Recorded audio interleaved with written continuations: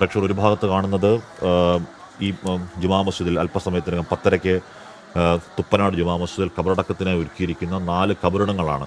അടുപ്പിച്ചടുപ്പിച്ചാണ് 4 ഖബറിടങ്ങൾ. ഈ 4 പേർക്കും ഒരേപോലെയുള്ള ഖബർ, അല്ലെങ്കിൽ ഒരേ സ്ഥലത്ത് തന്നെ അടുപ്പിച്ചടുപ്പിച്ച് എങ്ങനെയാണോ അവർ ഒരുപക്ഷെ ക്ലാസ് മുറികളിൽ ഇരുന്നിട്ടുണ്ടാവുക, അതേ മട്ടിൽ തന്നെ ആ ഖബർസ്ഥാനിൽ ഖബറിടങ്ങൾ ഒരുങ്ങുന്നു. ഈ കൂട്ടക്കബറിടങ്ങൾ എന്ന് പറയുന്നത് അങ്ങേയറ്റത്തെ വേദനാജനകമായ കാഴ്ചയാണ്. നമ്മൾ ഇതിനു മുമ്പ് അത് വയനാട് കുറേയധികം ഇത്തരത്തിൽ കൂട്ടക്കബറിടങ്ങൾ കണ്ടു.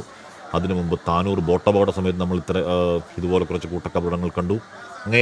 അങ്ങേയറ്റം സങ്കടവും ഇതിങ്ങനെ നമുക്ക് വാക്കുകളിൽ പറഞ്ഞു ഫലിപ്പിക്കാൻ കഴിയാത്ത വണ്ണമുള്ള വലിയ ആഴത്തിലെ ഹൃദയത്തിൽ ഷോക്കുണ്ടാക്കുന്നതുമായ കാഴ്ചയാണ്. ഇനി അതുണ്ടാവാതിരിക്കട്ടെ എവിടെയും എന്നാഗ്രഹിക്കാനും പ്രാർത്ഥിക്കാനും മാത്രമേ കഴിയുകയുള്ളൂ. കരിമ്പനക്കൽ ഹാളിൽ അവിടെ പൊതുദർശനം ഇപ്പോൾ പുരോഗമിച്ചുകൊണ്ടിരിക്കുകയാണ്. വലിയ വേദനയായി ഈ കുട്ടികളുടെ മാതാപിതാക്കൾ അവിടെയുണ്ട്. നേരത്തെ സൂരജ് പറഞ്ഞു, ആയിഷയുടെ ഉമ്മ അവിടെ വന്നിരുന്ന് ഇന്നലെ വരെ രാവിലെ ഇതേ സമയം എല്ലാ കാര്യങ്ങളും നോക്കി രാവിലെ സ്കൂളിലേക്ക് ഇറക്കി വിട്ട മകൾ ഇന്ന് രാവിലെ ഈ അവസ്ഥയിൽ കിടക്കുന്നു. അപ്പോൾ അതിനടുത്ത് വന്നിരുന്ന് പ്രാർത്ഥിക്കുന്ന അമ്മയ്ക്ക് മുന്നിൽ ആ നാടൊന്നാകെ കണ്ണീരണിയുന്ന കാഴ്ചയെക്കുറിച്ച് സൂരജ് നേരത്തെ പറഞ്ഞു. മന്ത്രി ശ്രീ എം പി രാജേഷ് അങ്ങോട്ടേക്ക് എത്തിയിട്ടുണ്ട്. നേരത്തെ മന്ത്രി കെ കൃഷ്ണൻകുട്ടിയും ജില്ലാ കളക്ടറും കോങ്ങാട് MLA ഒക്കെ അങ്ങോട്ടേക്ക് എത്തിയിരുന്നു. നാടൊന്നാകെ എവിടുന്നു. അപ്പോൾ അതുകൊണ്ട് ജനപ്രതിനിധികളും അങ്ങോട്ടേക്ക് എത്തിയാൽ മതിയാവുകയുള്ളൂ. അന്തിമോപചാരം അർപ്പിക്കുകയാണ് മന്ത്രി എം പി രാജേഷ്. 10 കൂടിയാണ് തുപ്പനാട് ജുമാ മസ്ജിദിൽ ഖബറടക്കം എന്നാണ് അറിയാൻ കഴിയുന്നത്. ഇർഫാന ഷെറിൻ്റെയും റിദ ഫാത്തിമയുടെയും നിദ ഫാത്തിമയുടെയും AS ഐഷയുടെയും മൃതദേഹങ്ങൾക്ക് അന്തിമോപചാരം അർപ്പിക്കുന്നു ആ നാട്. ഇനിയിപ്പോൾ അവർക്കൊപ്പം ആ കുട്ടികൾ അല്പസമയം കൂടി മാത്രമേ ബാക്കിയുള്ളൂ. അവർ ഈ ലോകത്തോട് വിട പറഞ്ഞു പോവുകയാണ്. മക്കൾക്ക് വേണ്ടിയുള്ള അവസാന പ്രാർത്ഥനയിലിരിക്കുന്ന മാതാപിതാക്കളുടെ കാഴ്ച അങ്ങേയറ്റത്തെ സങ്കടവും വേദനയും ഉണ്ടാക്കുന്ന കാഴ്ച തന്നെയാണ്. ആ കാഴ്ചകൾ കാണാനുള്ള വല്ലാത്തൊരു വിധി ആ നാടിനുണ്ടാകുന്നു എന്ന കാര്യം കൂടി ഉണ്ടാകുന്നു. ഈ പനയമ്പാടം എന്ന് പറയുന്ന ഈ വളവ് നിരന്തരം അപകട മേഖലയാണ്. ഒരുപാട് അപകടങ്ങൾ നടന്ന സ്ഥലമാണ്. അവിടെ നാട്ടുകാർ ഇന്നലെയൊക്കെ ഈ അപകടമുണ്ടായതിനു ശേഷം നാട്ടുകാർ അക്ഷരാർത്ഥത്തിൽ പൊട്ടിത്തെറിക്കുന്ന കാഴ്ച നമ്മൾ കണ്ടു. ഇനി ഇവിടെ ഇതിന് പരിഹാരമുണ്ടാക്കാതെ ഞങ്ങൾ പോവില്ല എന്ന് വൈകാരികമായി പൊട്ടിത്തെറിക്കുന്ന നാട്ടുകാരെ ഞങ്ങൾ കണ്ടു.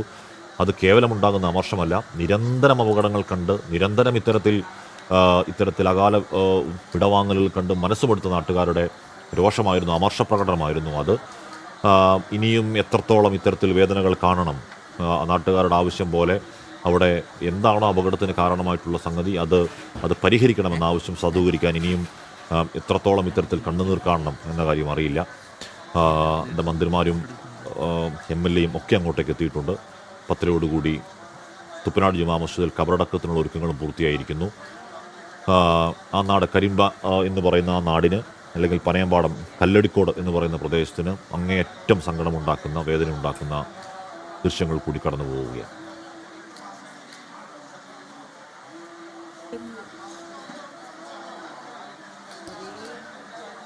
സ്കൂളുകളിലേക്ക് പോയിക്കൊണ്ടിരുന്ന 4 ചങ്ങാതിമാർ, 7 പേരുടെ ചങ്ങാതിക്കൂട്ടത്തിൽ നിന്ന് 4 പേർ ബസ് സ്റ്റോപ്പിൽ പരീക്ഷയ്ക്ക് ശേഷം എത്തുന്നു. ആ പരീക്ഷയ്ക്ക് ശേഷം ബസ് കാത്തു നിൽക്കുന്ന അവരെ കാത്തിരുന്നത് മറ്റൊരു വിധിയാണ്. അതാണിപ്പോൾ 4 കുടുംബങ്ങളിലേക്ക് തീരാത്ത കണ്ണീരായി എത്തിയിരിക്കുന്നത്.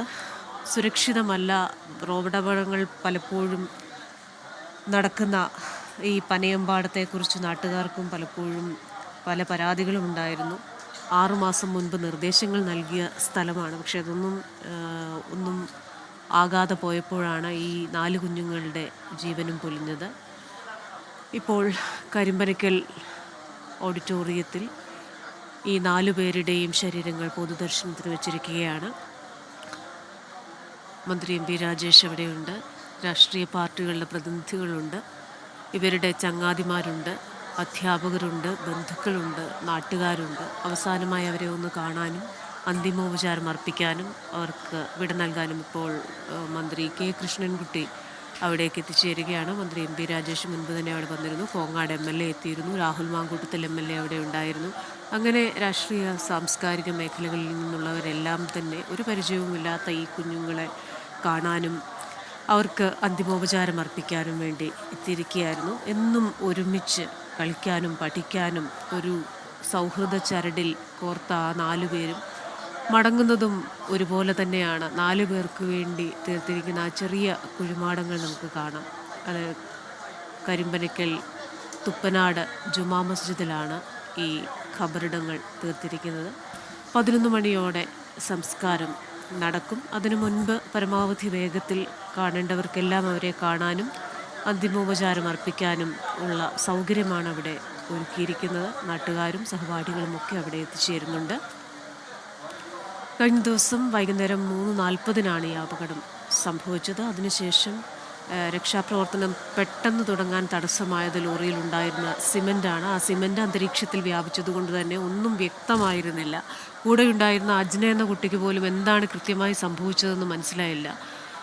ഒരു കുഴിയിലേക്ക് വീണതുകൊണ്ട് മാത്രം രക്ഷപ്പെട്ടതാണ് അജ്ന ഷെറിൻ. പക്ഷേ തൻ്റെ കൂട്ടുകാരിയുടെ അവസാന ഓർമ്മയായ നിദ ഫാത്തിമയുടെ ആ റൈറ്റിംഗ് പാഡും നനഞ്ഞ കുടയുമൊക്കെ പിടിച്ചിരിക്കുന്ന അജ്നയുടെ ചിത്രം പലയിടത്തും നമ്മൾ കണ്ടു. ഈ ചങ്ങാതിമാർ പലപ്പോഴും അവരുടെ ആ സൗഹൃദ ചരട് മുറുക്കിയിരുന്ന പല ചിത്രങ്ങളും നമ്മൾ പലയിടങ്ങളിലും കണ്ടു.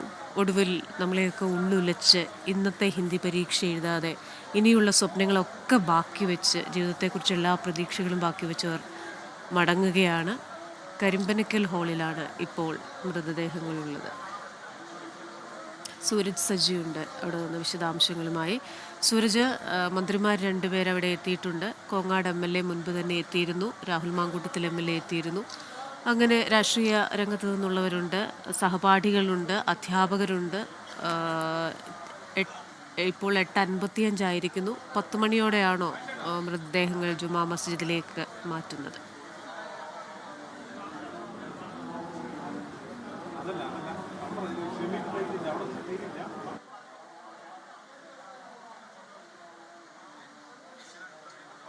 ശേഷം മാത്രമായിരിക്കും മൃതദേഹങ്ങൾ ഇവിടെ നിന്ന് മാറ്റുക എന്നുള്ളതാണ് നമുക്ക് ലഭിക്കുന്ന വിവരം. പക്ഷേ അതിലേറെ സമയം, അതായത് അതിലേറെ ആളുകൾ കാണാൻ കാത്തു നിൽക്കുന്ന ഒരു സാഹചര്യമുണ്ട്. എല്ലാവർക്കും ഈ അവസാനമായി ഒരു നോക്കി 4 കുട്ടികളെ കാണാൻ കഴിയുമോ എന്നതിലും സംശയമുണ്ട്. അത്രമാത്രം ആളുകളാണ് ഈ കരിമ്പനക്കൽ ഓഡിറ്റോറിയത്തിന് ചുറ്റും തടിച്ചു കൂടിയിരിക്കുന്നത്. അതിൽ ഒരു നാടാകെ, പ്രത്യേകിച്ച് ഈ കരിമ്പ എന്ന നാട് ആകെ ഇങ്ങോട്ടേക്ക് ഒഴുകിയെത്തുന്ന ഒരു സാഹചര്യമാണുള്ളത്. അവരെ സംബന്ധിച്ച് ഈ 4 കുട്ടികളും അത്രമാത്രം സുപരിചിതമായിരുന്നു.